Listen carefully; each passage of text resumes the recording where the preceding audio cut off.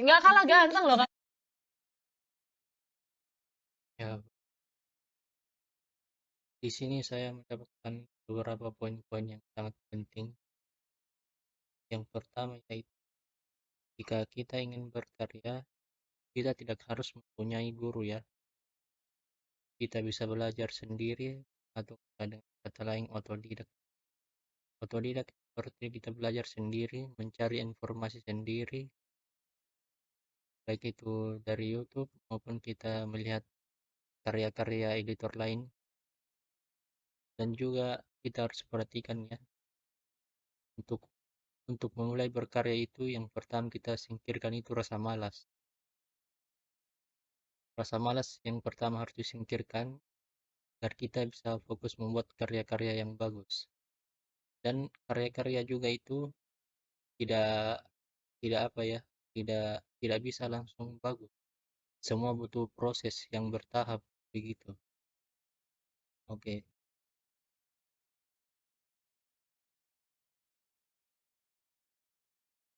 Di scale up. Kenapa? Karena mengandalkan orang desain yang memang pinter dan juga sesuai dengan keinginan konsumen. So, gimana caranya?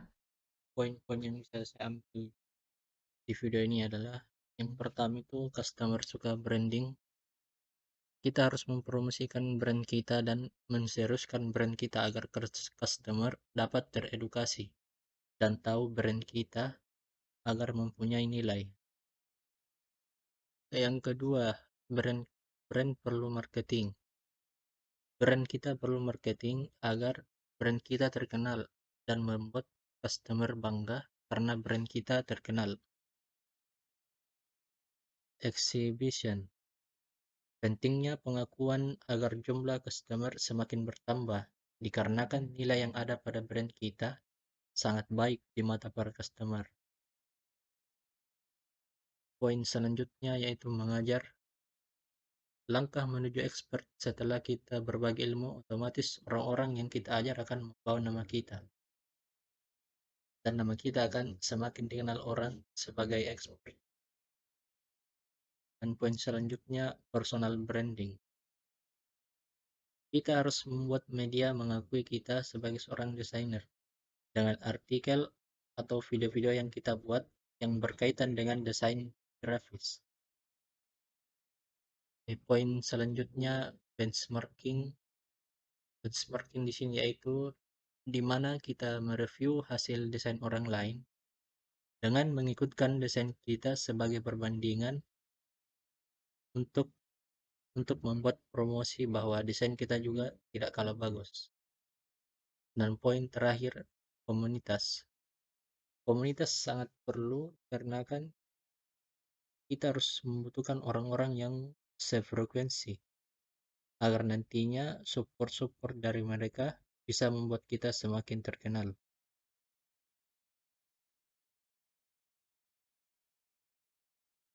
Dari desain grafis di Indonesia. Nah, info ini penting banget untuk teman-teman yang selama ini mendesain atau belajar desain tapi tidak tahu cara menjual desainnya. So, pastikan tonton video ini sampai habis karena ilmunya. Nah, ini salah satu channel yang sering saya nonton yaitu Yokobong, di mana channel ini sering sekali berbagi tips-tips dan cara-cara yang gitu yang berkaitan dengan desain grafis. Teman-teman harus dites dulu.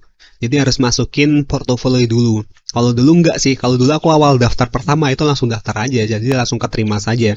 Jadi kalau sekarang teman-teman daftar itu bisa jadi tidak keterima kalau portofolionya dirasa pihak 1000.com-nya belum memenuhi standarnya. Tapi coba aja di daftar langsung. Oke, langsung saja nih aku tunjukin di sini ada menu lihat kontes.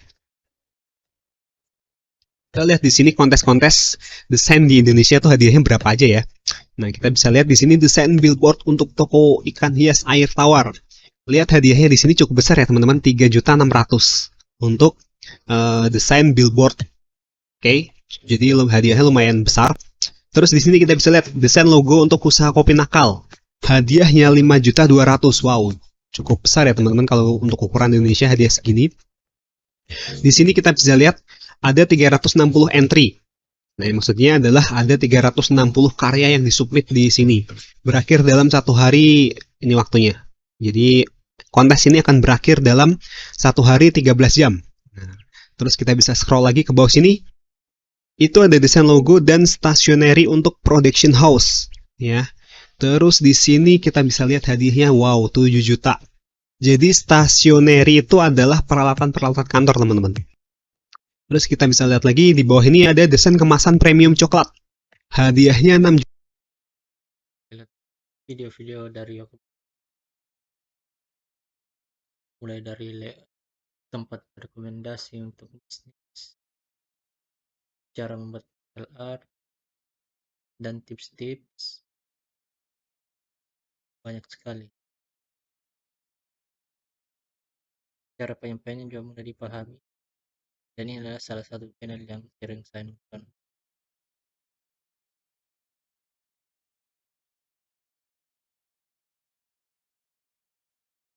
Saya nonton dulu ini tempat menghasilkan uang dari desain grafis di Indonesia. Ada 1000lancer.com. Nah, 1000lancer.com ini adalah situs freelance. Jadi 1000lancer.com dan 1000.com ini satu perusahaan, teman-teman. 1000lancer ini mirip seperti Fiverr, tapi 1000lancer ini buatan Indonesia ya. Jadi kebanyakan desainernya berasal dari Indonesia. Saya membutuhkan desainer UI dan UX untuk membuat mobile apps nih ya. Harganya dia pasang kliennya 5 juta. Kita bisa klik di sini coba. Oke, jadi bedanya seperti ini teman-teman. Jadi ini kan si kliennya, si namanya Mas Willy Gusnight ini, dia membutuhkan desainer UI dan UX untuk membuat mobile apps. Nah, di sini dia jelasin nih deskripsi pekerjaannya, kemudian industrinya, file pekerjaan dan lain-lainnya.